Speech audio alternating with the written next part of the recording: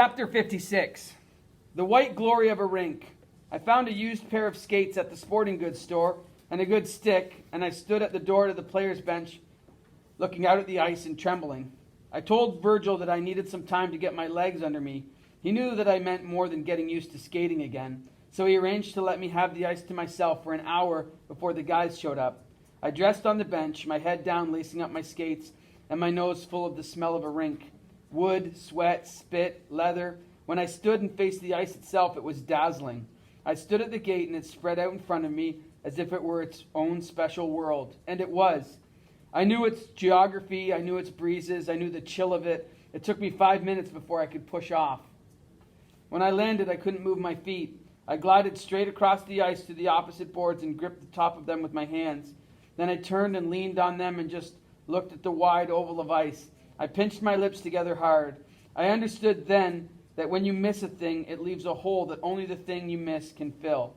The feel of the rink on my face, I closed my eyes and pushed off from the boards. I turned lazily at center and skated slowly around the red circle.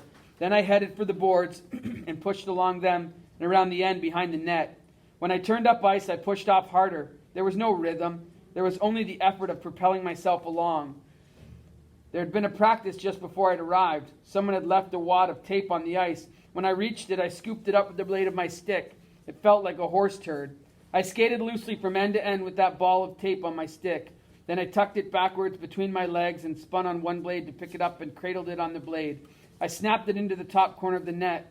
I laughed then. I opened my mouth and let myself peel off a great bray of laughter.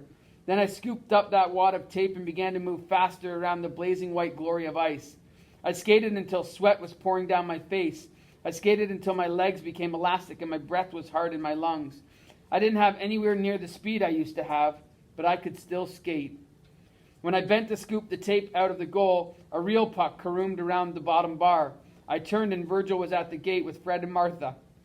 Even up here in the sticks, we like to use a hockey puck to play hockey, Virgil said and pushed out onto the ice. Old habits, I said when he reached me. New days, he said. The guys here, them and more, he said. What do you mean? He waved his arm and Fred stepped out onto the ice. Behind him were 5 of the original Moose, still recognizable despite the years. Behind them were some kids of assorted ages and sizes, and behind them were young girls and older women. Everyone had a hockey stick. They skated toward us in a wide stream and stood in a circle around us. Martha waved from the bench.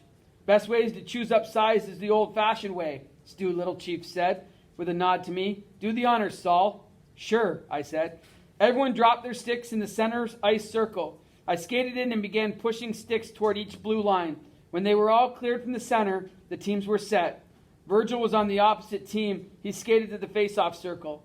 I met him there. At least 18 of us were on the ice. How are we going to do this? I asked.